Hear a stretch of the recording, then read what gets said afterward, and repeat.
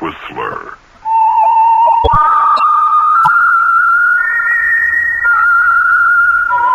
Presented by the United States Air Forces in Europe.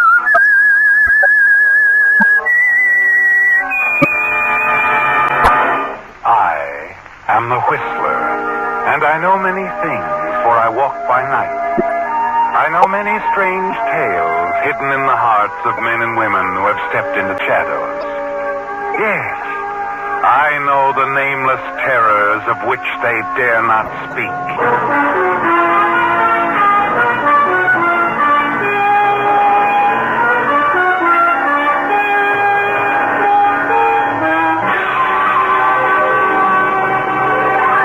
For the third consecutive year, a program aimed at bettering relations between the command and the host nation groups. And now, the Whistler's strange story. Escape to Doom.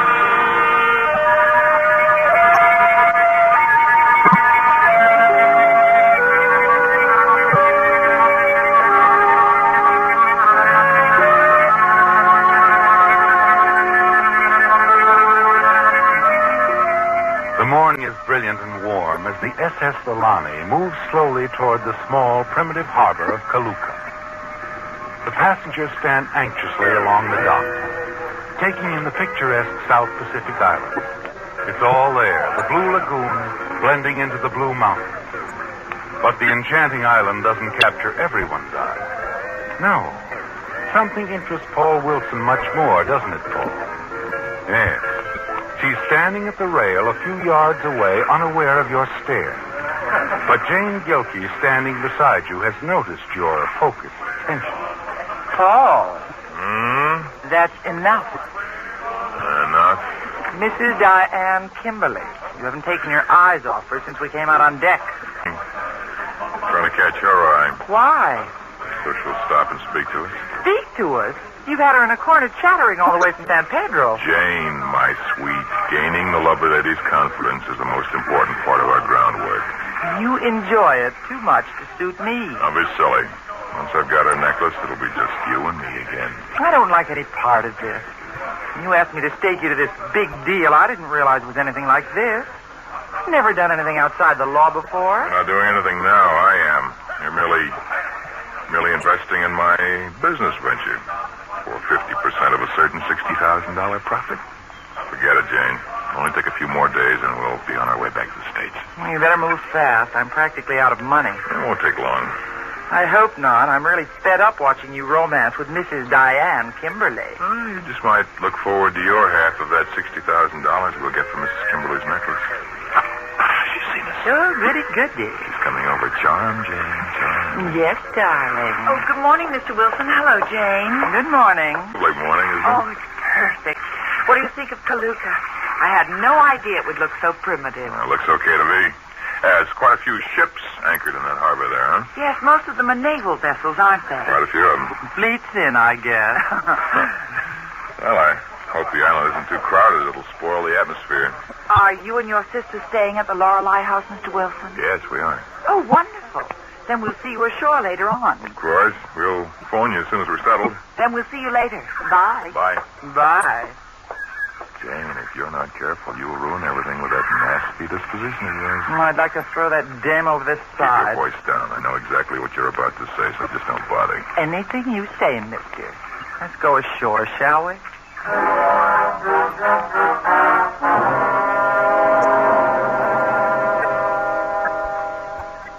Ashore on Kaluka, the pattern is nearly the same, isn't it, Paul? Next day, you phone Diane Kimberly and invite both Diane and her aunt to dinner at the Lorelei house.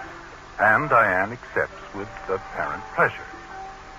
In the dining room that evening, you and Jane catch your first glimpse of the diamond necklace that you followed halfway across the Pacific. And you notice some other things, too, don't you, Paul?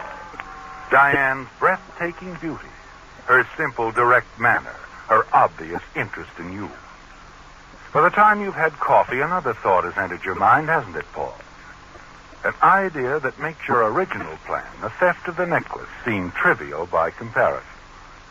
You manage to maneuver things so cleverly that a few minutes after dinner, you find yourself alone with Diane on the moonlit hotel terrace.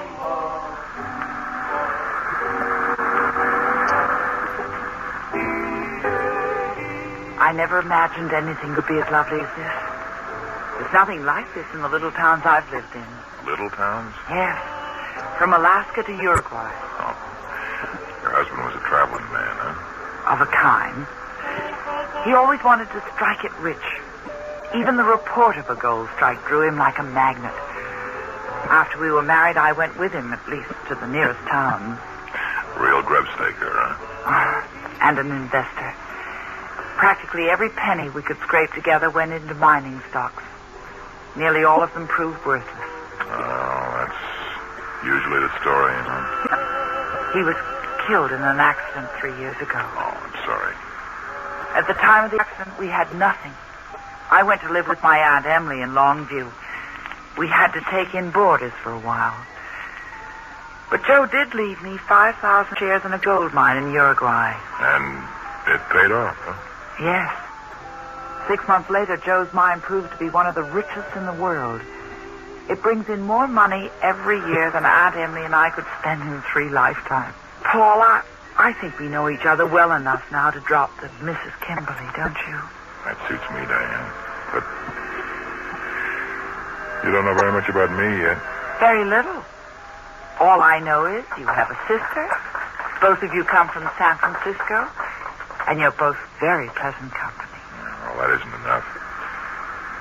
So, what do you say? Tomorrow morning at 9 o'clock, I'll pick you up and we'll explore Kaluka together, huh? The whole island, just the two of us. Oh, it sounds fascinating.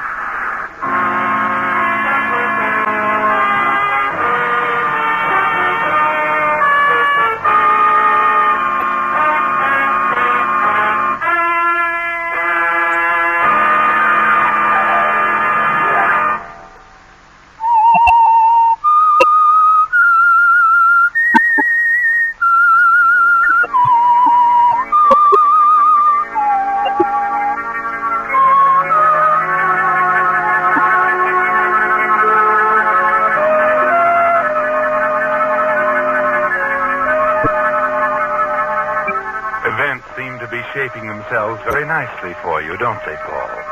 Even before Diane Kimberly told you her own story of her heavy mining interests, you were aware she was one of America's wealthiest young women. And you're sure she's more than ordinarily interested in you. That if you're careful, under the tropical skies and magic spell of Kaluka, you might marry her before you leave the island. Next day's trip around the island is followed by dinner and dancing. And 3 days later, with the help of a well-tipped native bellboy, you arrange for a guide to take you and Diane in a secret trip to a well-hidden spot in the mountains where the two of you are able to view the seldom-seen native religious ceremony.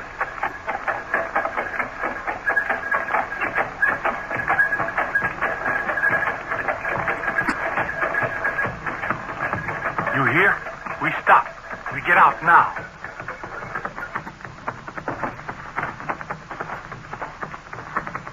Paul, listen. And look at that bonfire. This good place to watch. You stay here. Yes, we'll stay here. Good. No trouble, you stay here. I come back soon. Okay? Okay. Remember, I come back soon.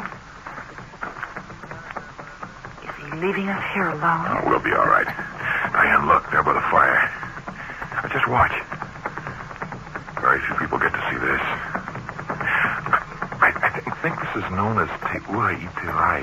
I've read the story. You see that native girl dancing? Oh, yes, she's enchanted. Well, if I recall the legend, she represents a girl who was in love with a Polynesian king. The king was in love with her, too, but he couldn't marry her without giving up his throne. So, out of her love for him, the girl threw herself into a volcano. Watching this, I can believe that legend. I've never seen anything so primitively beautiful. I almost wish I could stay here like this. Always. Like this? With me beside you. Well, Look at me, Diane. Yes, Paul. We better call the guide.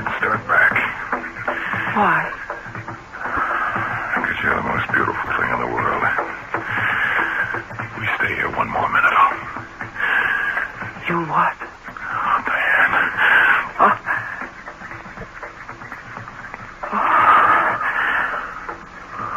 I love you, Diane. Paul, Don't say anything. I know I spoke too quickly, that we've only known each other just a little while, but How long we've known each other isn't important. But what? Are you sure this isn't just a vacation romance?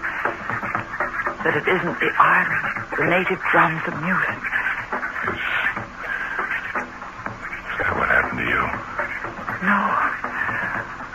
I'm sure it wasn't. You don't have to say it, Diane.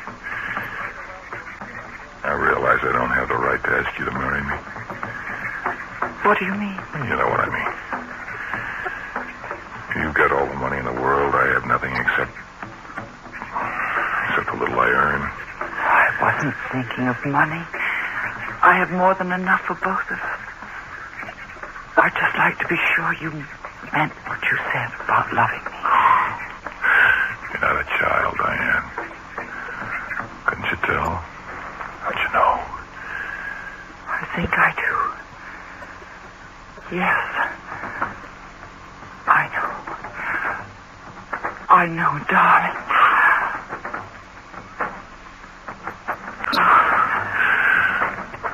Here comes the guide. You see enough ceremony? We ready to go back now? Yes.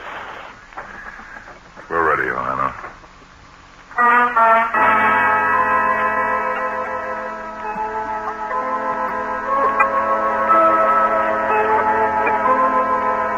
Yes, you are ready, aren't you, Paul? Ready to start planning your life with Diane. Your only worry is Jane. And you wish now you had never brought her into the picture, but you're certain you can handle her. As you and Diane return to the Lorelei, and you walk Diane to her bungalow, you're certain the evening with Diane has been the most profitable evening you've ever spent. Well, darling, I guess this is night.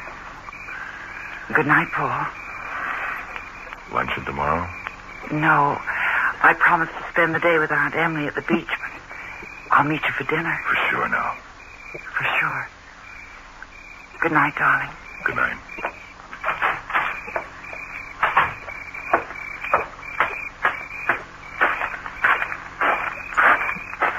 What a performance. Almost as good as the one you put on for me when you talked me into this deal. What are you doing here? Spying. How long did you expect to string me along? I don't know what you're talking about. I'm talking about that doll from Texas. I've been paying the bills so you could romance her out of her diamond necklace. Keep your voice down. But you got a better idea. Why take the necklace when you can have her and all of her money? Not so loud. Why not? I hope she hears me. She should know what a heel you really are. I think I'll tell her anyway. Jane, if you go anywhere near Darien, I'll kill you. Now, for the next few days, you stay out of sight of both of us. You remember that. I'll remember. Precious.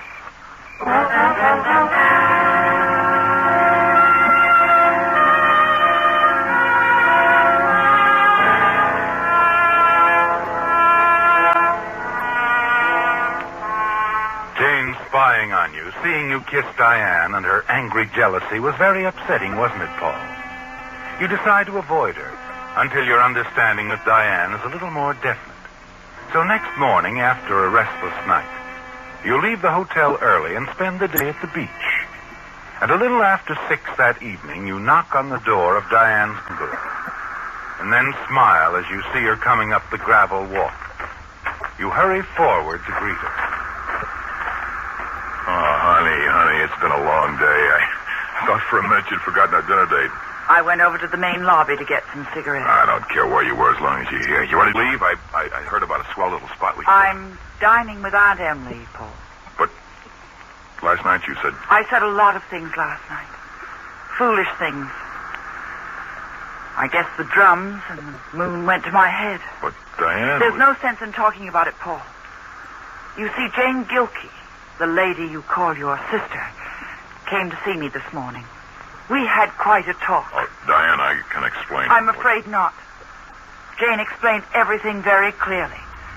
Especially how you plan to make love to me and steal my necklace. She left this note for you. Note? Where is she? Gone. She took the 4 o'clock plane home. And now I'm saying goodbye, Paul. And thanks for the little ride. Paul, I'm going home. Even before I saw you with Diane last night, I had decided to call quits. I've been thinking about it for several days, and now that I'm face to face with it, I cannot bring myself to go through with any part of this deal. In telling Diane, I believe I've done you a favor, too. Hope you can find a way to get back to the States, Jane. Don't worry, baby, I will. It looks like the end, doesn't it, Paul? Any hope of a romance with Diane is over. But you're still not ready to forget your plans for the necklace, are you?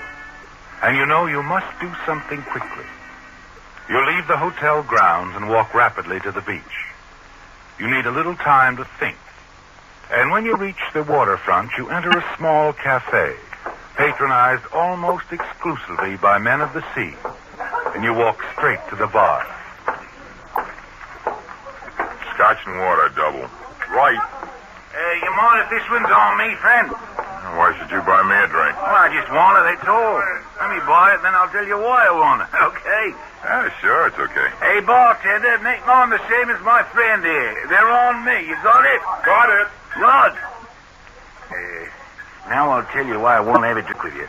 Because I was supposed to have a drink with my pal, and we had a definite engagement. And he didn't show up, huh? That's right, but he had to go to a party. You know what I did? No, you tell me. I thought he might be stolen, you see. So what I did, I rode out to the Panda 2 miles. He just got back about 20 minutes ago. The Panda? Yeah. My pal's on the Panda. She's a freighter. An old scow has been running between here and Hong Kong. You ever been to Hong Kong? No, I haven't. Here you are, man. Thanks. Take it out of there and keep the change. Well, thank you, sir. Well, here's to you. Here's to you, too. Like I was saying, I row out to the Panda and I climb the ladder, go aboard, and you know what? No, what? My pal wasn't stolen at all. Not a soul aboard. Everybody going to a big party. Just like my pal left word with the bartender. Yeah, well, maybe the party will break up Oh, early. not till midnight. Big party last night. The Panda's pulling out at 4 in the morning. You say the Panda goes to Hong Kong? You've been running between here and Hong Kong for the last 10 years. It's pulling out at 4 in the morning. Yeah, that's what you said. So you rode out to the Panda, huh? Why not? You got your own private rowboat? Oh, no. I just borrowed one. There's 50 of them along the beach. The natives use them for fishing. How far did you say you rode? The Panda, about 2 miles. You can't miss it. Only about 4 ships left in the harbor. The Panda's the furthest. You have to row. It's too far to swim. Oh, yeah. I guess it is. Your pal wasn't there, though, huh? Nobody there. Won't be there till midnight. It's a big party. No, I'll take your word for it. Yeah. Bartender, another round. Right. No, pal, you've just solved a problem for me.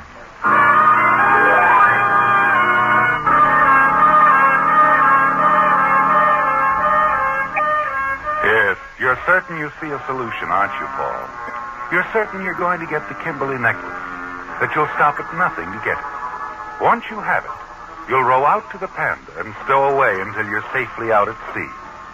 By then, you're certain a diamond or two in the right hands will get you to Hong Kong, where you're sure you could turn the necklace into cash more easily and with less embarrassing inquiry than you could in the United States. And you know you'll never again have the opportunity for almost certain escape that you have now. But first, you have 2 important details to attend to. You leave the cafe and hurry to the Lorelei Hotel. So you're leaving us too, Mr. Wilson? That's right, checking out. Sorry to see you go. When your sister left yesterday, she said she expected you to stay on for some time. Oh, yes. Well, I did intend to, but an old friend of mine came in unexpectedly yesterday. He wants me to go on a 3-week fishing expedition with him. You have my bill ready, man? It's only 2 days, Mr. Wilson. Your sister paid through Friday, remember? Yes, so she did. I'd forgotten. Is there an air freight express office here in this building? Not an office, but the porter can take care of anything you want to ship. Right across the lobby.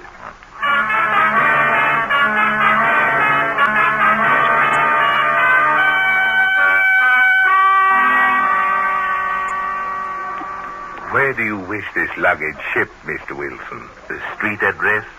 Paul Wilson, Crest Hotel, San Francisco. Market. Hold till arrival, will you please? Yes, sir.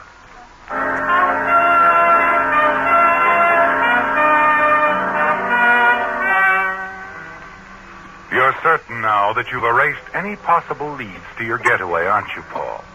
Only one obstacle remains. The transfer of the necklace from Diane to you. And at a little after 11, you're quietly raising the rear window to Diane's darkened bungalow.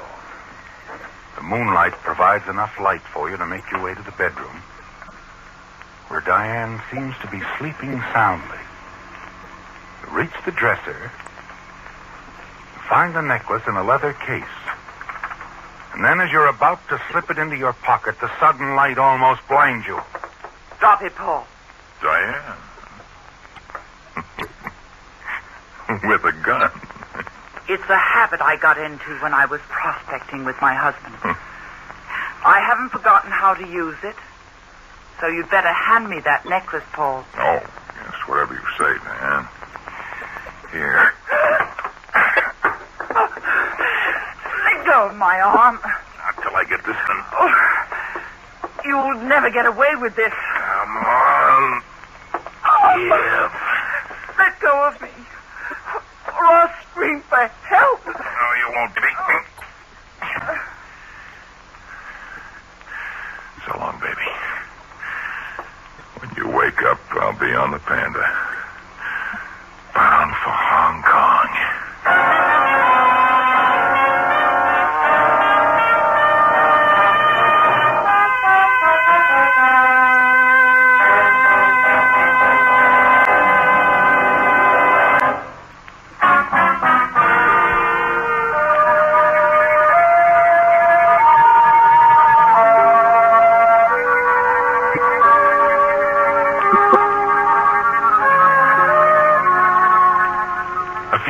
After Paul Wilson had successfully escaped from the island of Kaluga and climbed aboard the Panda, a formation of planes was streaking through the chill upper air with a special mission to perform.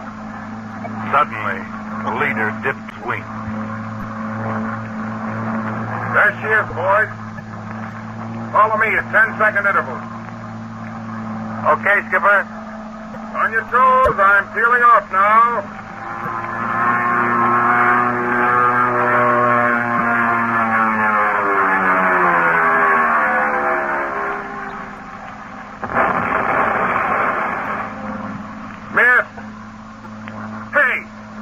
Get word that the Panda's crew had been removed before we started target practice? Yeah, sure did, Skipper. Why? Well, there's a man on waving arms. Hold your bomb.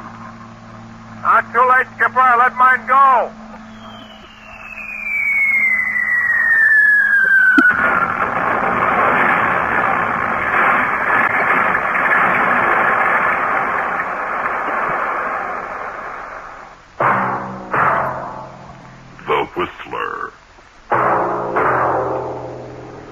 Listen next week when once again the United States Air Forces in Europe present The Whistler.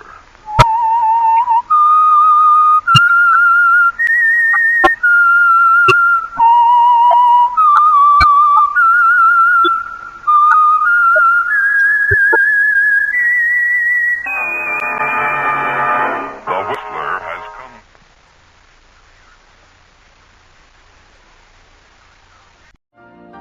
You've been listening to the OTR Gold Network. Find more classic radio at otrgold.com.